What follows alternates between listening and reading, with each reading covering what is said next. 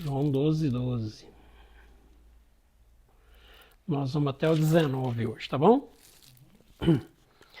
Diz assim: no dia seguinte, a numerosa multidão que viera à festa, tendo ouvido que Jesus estava de caminho para Jerusalém, tomou ramos de palmeiras e saiu ao seu encontro, clamando: Hosana, bendito o que vem no nome do Senhor, o rei, que é o Rei de Israel.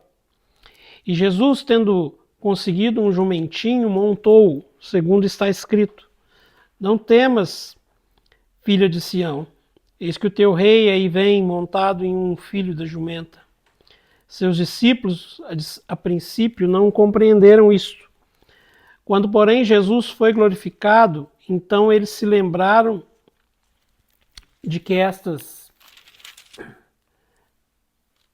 palavras estavam escritas a respeito dele, e também de que isso lhe fizeram. Dava, pois, testemunho disto a multidão que estivera com ele, quando chamara Lázaro do túmulo e o levantara diante dos mortos. Por causa disso também a multidão que lhe saiu ao encontro, pois ouviu que ele fizera este sinal. De sorte que os fariseus disseram entre si: Vede que nada aproveitais. Eis aí vai o mundo após ele. Amém? Nós somos cobertos de expectativas diariamente.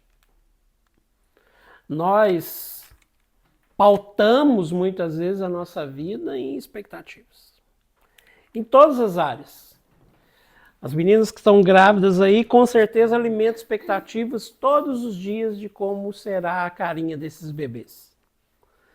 Com certeza passa na mente delas, né? Os pais nem tanto. Eles não se preocupam com isso ainda.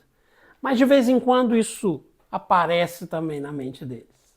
Mas nas meninas eu tenho certeza que isso é constante. A gente alimenta expectativa em todos os níveis da vida.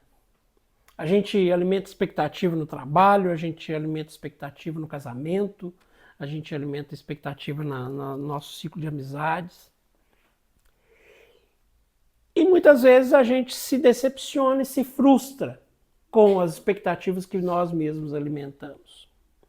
A gente pinta quadros em determinados momentos da nossa vida em que as coisas vão acontecer exatamente de acordo com aquilo que a gente planejou. Exatamente do jeito que a gente pensou. E de repente, tudo aquilo que estava pronto para o êxtase cai por terra. Acontece de maneira diferente. Agora, falando para os meninos, tenho certeza que vocês estão assistindo o futebol aí, que nunca que acaba, né? A Copa do Mundo. E a gente vê os times, né? Ali naquele confronto e tentando a toda maneira vencer para passar para a próxima fase.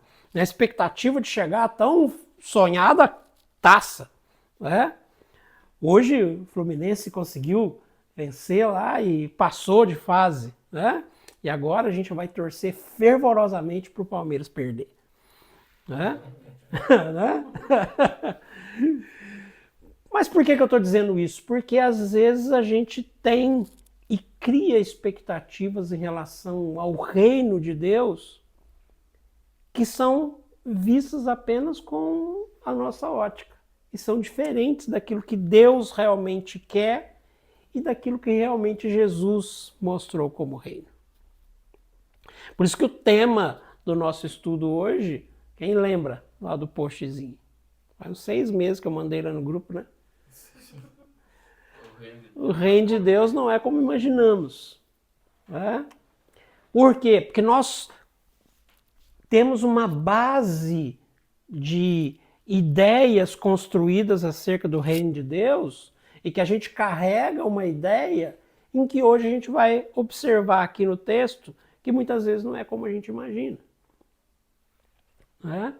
Então o texto está dizendo o seguinte: no dia seguinte, uma numerosa multidão que viera à festa, tendo ouvido que Jesus estava de caminho para Jerusalém, tomou ramos de palmeiras e saiu ao seu encontro, clamando: Hosana, bendito o que vem em nome do Senhor, que é Rei de Israel.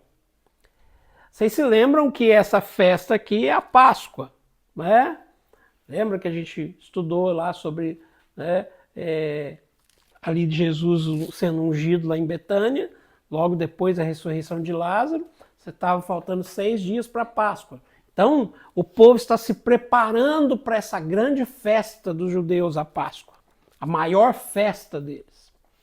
E quando Jesus vai chegando em Jerusalém, essa multidão que tinha visto Jesus ressuscitar Lázaro, essa multidão que tinha visto, ouvido também, né, que Jesus havia ressuscitado um homem chamado Lázaro, essa mesma multidão olha agora para Jesus, toma nas suas mãos ramos de palmeiras e começam a sacudir as palmeiras enquanto Jesus entra ali pelas portas de Jerusalém e começam a clamar: Hosana, bendito o Rei, bendito o Senhor, né?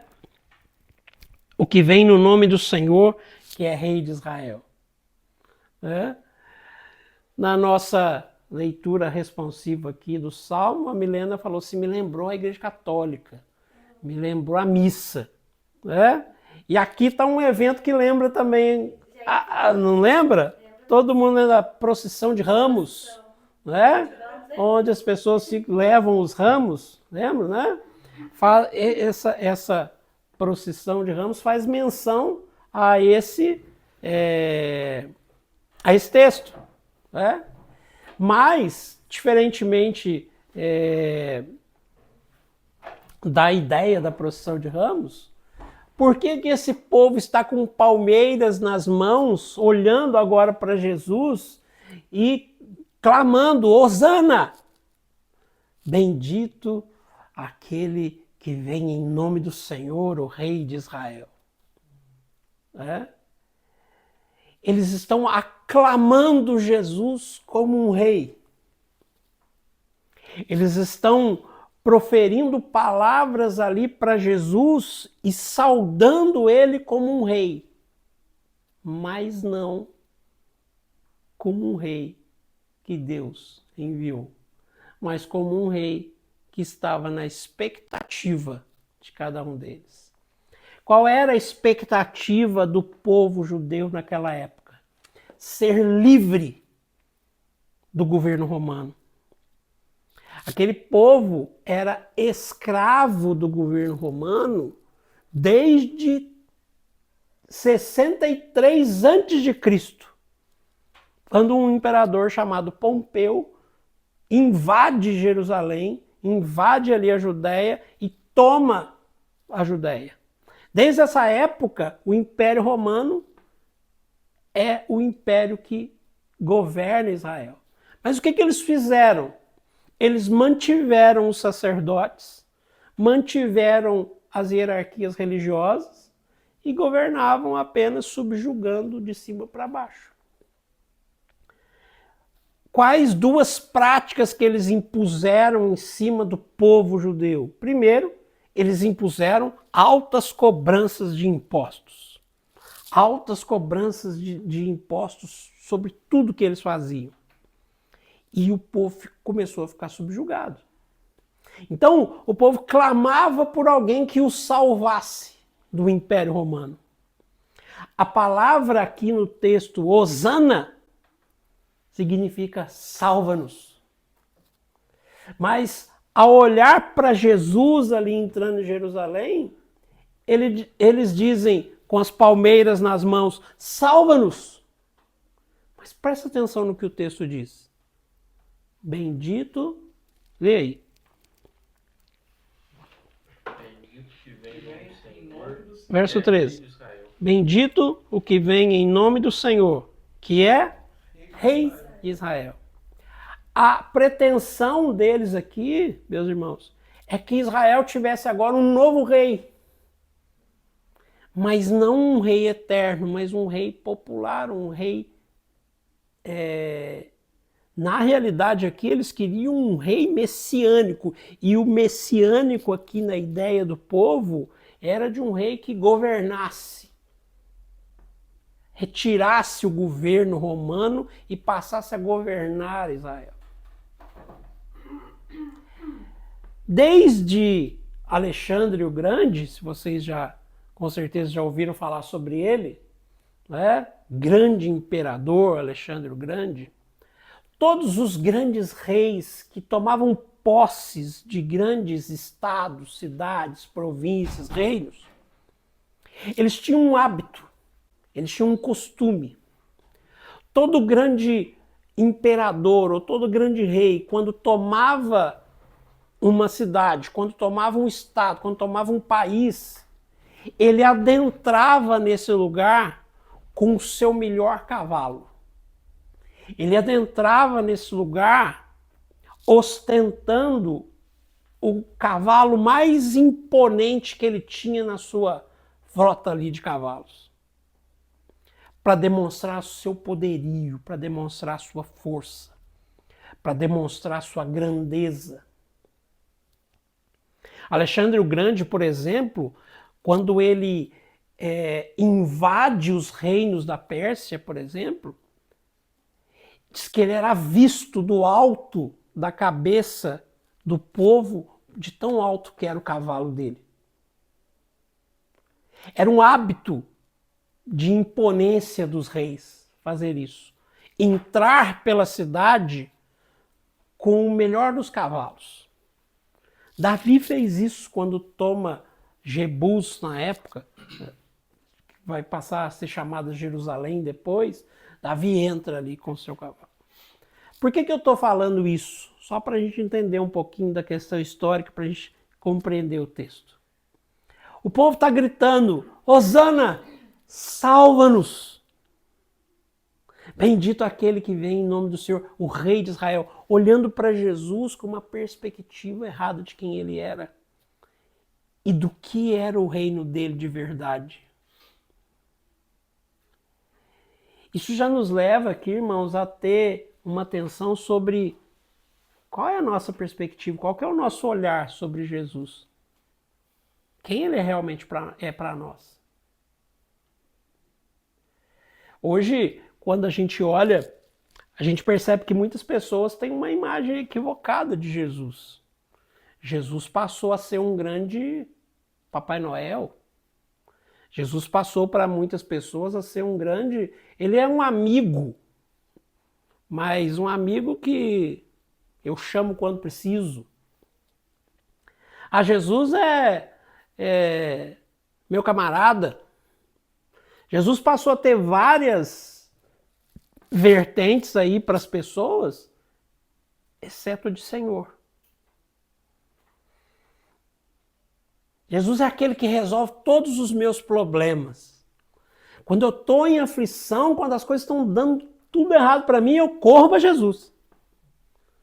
Mas quando tudo está bem, quando tudo, eu nem sei quem ele é. O povo aqui tem uma expectativa única. Eles querem ser salvos do governo romano. E aí Jesus vai mostrar que ele não veio para isso. Ele veio para outra coisa. Ele veio para salvar esse povo de algo pior. Mas vamos seguir o texto. Verso 14. E Jesus, tendo conseguido um jumentinho, montou, segundo está escrito. E aí Jesus vai citar Zacarias 9:9. Não temas, filha de Sião, eis que o teu rei aí vem, montado em um filho de uma jumenta. Então, por que eu expliquei para vocês a relação da questão da ostentação do grande cavalo? Porque Jesus faz exatamente o oposto. Enquanto os grandes reis adentram para os seus reinos nos cavalos mais ostentosos, Jesus escolhe um jumentinho, senta nele e entra. Imagina aquelas pessoas olhando, peraí, que tá arrumando, né? mas tá errado. Que rei que é esse? Que rei que é esse? Tá querendo entrar. Como que um rei desse vai salvar a gente num jumento? Você sabe que os jumentos estão em extinção no Brasil, né? Esse dia eu vi uma reportagem.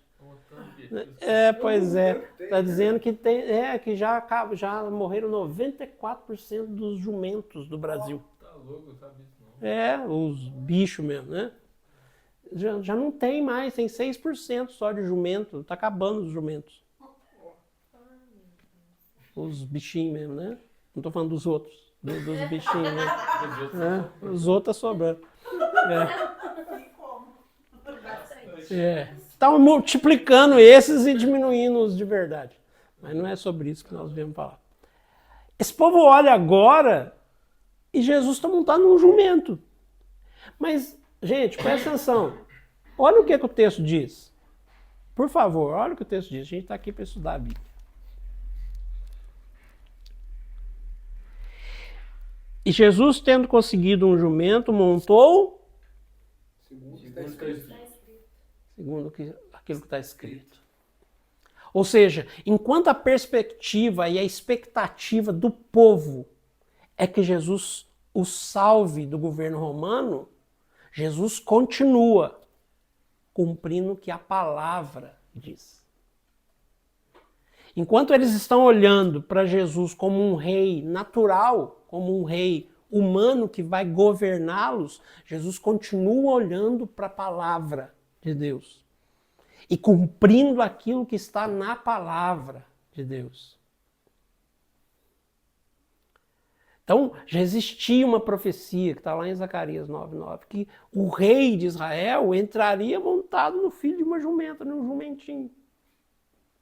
Então, Jesus não entra em Jerusalém no jumentinho simplesmente para falar assim, não, eu vou impressionar esse povo. Eu vou mostrar para eles que não é no grande cavalo, para dar um choque neles. Não, é para cumprir o que estava nas Escrituras. Jesus é obediente à palavra do Pai dele. Então, se estava escrito que ele entraria com o jumento, ele vai entrar. Não, acho melhor eu escolher um outro cavalo ou algo. Não. Então, um outro ponto aqui que deve nos chamar a atenção é que ou a gente vive de expectativas, ou a gente vive daquilo que a gente começa a pensar acerca do que a gente quer, ou a gente vive de acordo com a palavra. Ou a gente caminha de acordo com o nosso coração, por isso que nós oramos aqui para o Senhor sondar o nosso coração, e ele é perigoso, ele é enganoso, ou a gente se molda à palavra e caminha de acordo com ela. Eles esperavam que Jesus fosse um rei popular. Alguém que estivesse na frente das pesquisas. Alguém que fosse aclamado por todo mundo. E Jesus está preocupado em cumprir o que a palavra manda ele fazer. Muitas vezes, cumprir aquilo que a palavra manda vai nos tornar impopulares. Não vai fazer a gente ficar no topo das pesquisas, mas vai fazer a gente ficar, muitas vezes, no ostracismo. Mas não se esqueçam de uma coisa, irmãos. Deus não nos chamou para alcançar sucesso. Deus nos chamou para ser fiéis. Sucesso no reino de Deus é ser fiel à palavra dele. E é isso que Jesus nos ensina aqui. Aí o texto vai seguir e vai dizer o seguinte. 16. Seus discípulos, a princípio, não compreenderam isto. Quando, porém, Jesus foi glorificado, então eles se lembraram de que estas coisas estavam escritas a respeito dele e também de que isso lhe fizeram. Nem os discípulos que estão juntos com Jesus, que estão caminhando junto com Jesus, entenderam o que Jesus fez. Na cabeça deles, eles mesmos estando próximos de Jesus, Jesus tinha que se posicionar como esse rei que governaria Israel, que tomaria o governo das mãos dos romanos e assumiria ali o trono. Até os seus discípulos, ou seja, até aqueles que estão próximos, estavam confusos. Toda vez que a gente alimenta uma expectativa errada, a gente tem a tendência de ser confundido. Toda vez que a nossa expectativa em relação a Jesus não está pautada na palavra dele, a gente corre o risco de ficar confuso, mesmo sendo discípulos. O povo podia até estar confuso, porque qual era a relação do povo com Jesus? Era o povo que estava somente atrás dos sinais. Era o povo que somente tinha visto Jesus ressuscitar Lázaro. Mas qual era a relação dos discípulos com Jesus? Aqueles que estão diariamente aprendendo com ele. E mesmo assim, eles se confundem. Então aqui tem 2 pontos. Número 1. Mesmo nós, como os discípulos, podemos nos confundir. Então, que a gente também não se julgue por conta disso, porque pode acontecer conosco. A gente pode errar a trajetória, a gente pode criar uma expectativa errada em relação a Jesus e de repente no meio do caminho acontece o que aconteceu com eles. Depois eles entenderam, né? Olha, o verso 16 vai falar. E se lembraram de que estas coisas estavam escritas a respeito dele e também de que isso lhe fizeram. Como é que os discípulos deixaram de ser enganados? Pelas suas próprias expectativas. João vai dizer aqui que eles se lembram daquilo que estava escrito a respeito deles. Meus irmãos, onde é que a nossa dúvida deve acabar? Eu e você podemos ter dúvidas. E nós vamos ter de tudo. Mas onde que a nossa dúvida tem que cessar? Na palavra. Quando eles foram para a palavra, eles se lembraram daquilo que havia sido escrito. E aí eles entenderam, realmente ele tinha que fazer isso. Quanto mais a gente se afasta da palavra, mais as nossas dúvidas nos desafiam a saber o que é o certo e o que é o errado. Dúvida a gente tem toda hora, não tem? Eu tenho, um monte. É ou não é? Como é que a gente sana essas dúvidas? Como é que a gente tranquiliza essas dúvidas? Por isso que a gente precisa se aproximar todos os dias da palavra. E o texto vai seguir e vai dizer assim, verso 17. Dava, pois, testemunho disso à multidão que estivera com ele, quando chamara Lázaro do túmulo e levantara dentre os mortos. Por causa disso também a multidão lhe saiu ao encontro, pois ouviu que ele fizera esse sinal. O texto vai pular dos discípulos que estão confusos para entender para uma multidão que ainda está buscando sinal. Para uma multidão que ainda olhou para Jesus ressuscitando Lázaro e entendeu na sua mente, na sua expectativa, que Jesus é só aquele que faz milagres. É só aquele que ressuscita os mortos. É só aquele que faz algo sobrenatural que ninguém viu. E aí, o verso 19 vai dizer, de sorte que os fariseus disseram entre si, vede que nada aproveitais, eis aí vai o mundo após ele.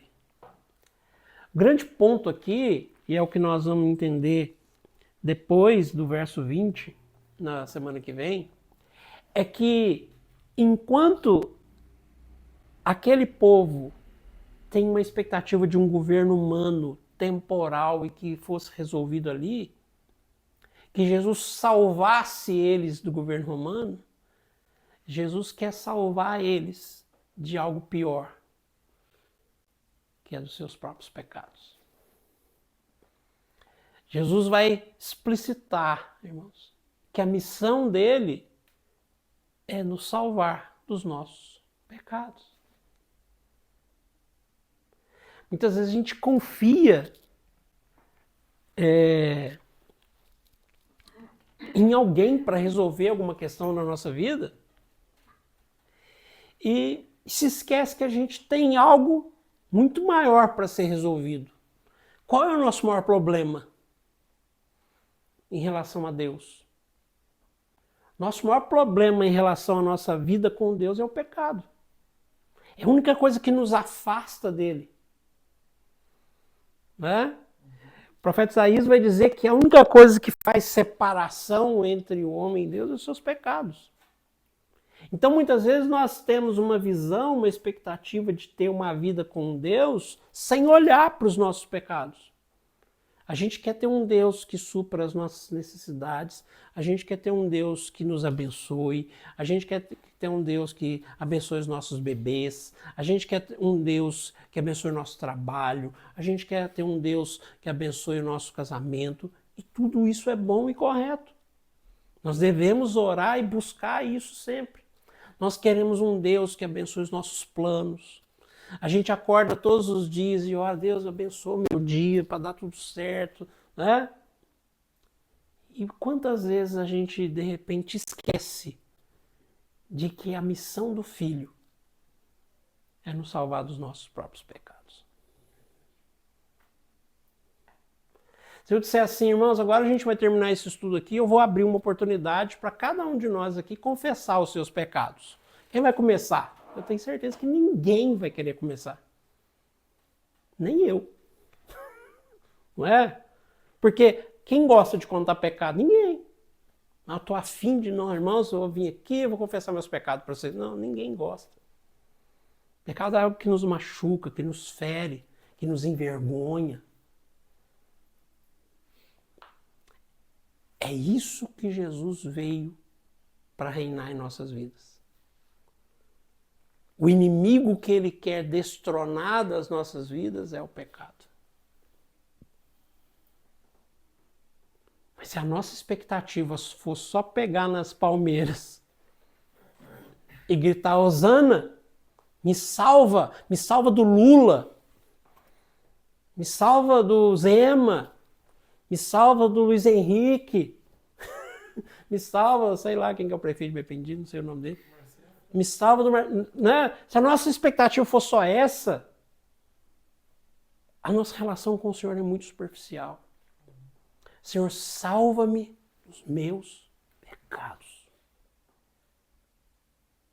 Irmãos, os governos vêm e vão trocar, vai vir um, vai vir o outro, vai vir o bom, vai vir o ruim, e as coisas vão continuar do mesmo jeito.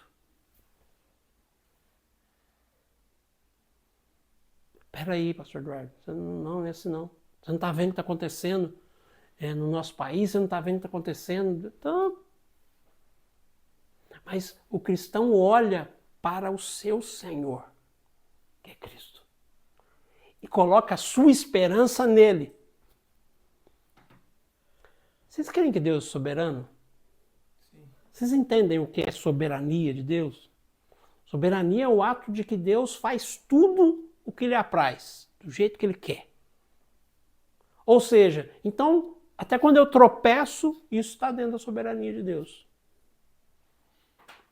Até quando alguma coisa dá errada para mim, isso está dentro da soberania de Deus. Agora, compreender a soberania de Deus muitas vezes fere a nossa vontade. Que a gente pensa assim, não, mas tem que ser do meu jeito. Tem que ser do jeito que eu quero. E aí a gente conflita com essa soberania. Não é verdade? Então eu acho que o grande ponto hoje, gente, para o nosso estudo aqui, é a gente compreender que Cristo veio para nos libertar de um inimigo muito maior do que aquele que a gente acha que é o nosso inimigo.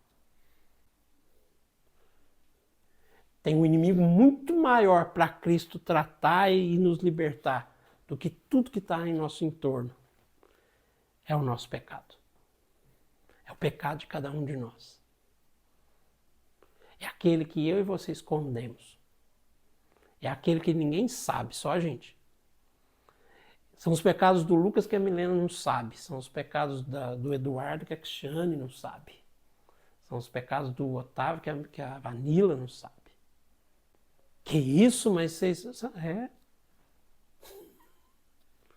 São esses que Jesus veio para reinar sobre eles. E o nosso papel, acho que como discípulos dele, é dizer, Senhor, salva-me. Salva-me dos meus pecados. Salva-me, Senhor, dos meus pecados. Se a gente fizer isso, as outras coisas vão ser fáceis de resolver. Imagina um monte de gente redimida. Imagina. Imagina se a gente sai daqui. Olha, quantas pessoas? 1, 2, 3, 4, 5, 6, 7, 8 pessoas. 8. Imagina se nós 8 saímos daqui hoje incomodados com isso. Pensando assim, Senhor, não, eu quero orar agora, eu quero confessar ao Senhor todos os meus pecados. Eu quero colocar diante do Senhor tudo aquilo que tem me afastado do Senhor. Me limpa, me salva. Gente, a gente causa uma revolução. Primeiro a gente causa uma revolução na nossa casa. Porque a gente vai mudar.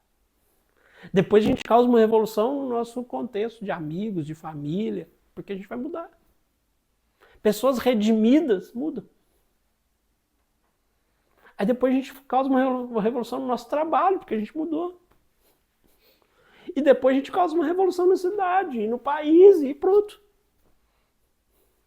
Você estava olhando para Afeições Religiosas, do Jonathan Edwards. Depois, se você tiver a oportunidade, leia a biografia do Edwards. Um dos maiores avivalistas que existiu. Mas Edwards escreve um sermão, que talvez vocês já tenham ouvido falar dele, muito famoso, chamado Pecadores nas Mãos de um Deus Irado. Já viu? Depois vocês pesquisem. Diz que quando Jonathan Edwards estava pregando esse sermão na igreja, Vanilla, as pessoas se agarravam, Otávio, nas colunas da igreja, nas cadeiras. As pessoas se agarravam nas cadeiras com medo de ir para o inferno, gritando e clamando misericórdia ao Senhor. As pessoas se agarravam nas colunas e choravam, transtornadas, pedindo, Deus, tem misericórdia. Eles viam que eles iam para o inferno.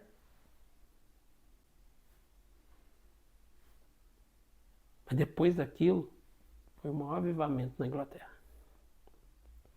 Depois, por curiosidade, procurem lá.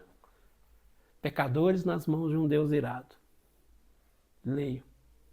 Tem até um livrinho, que só desse sermão, fininho. Tem até na internet, no YouTube, assim, alguém lendo um vídeo, né?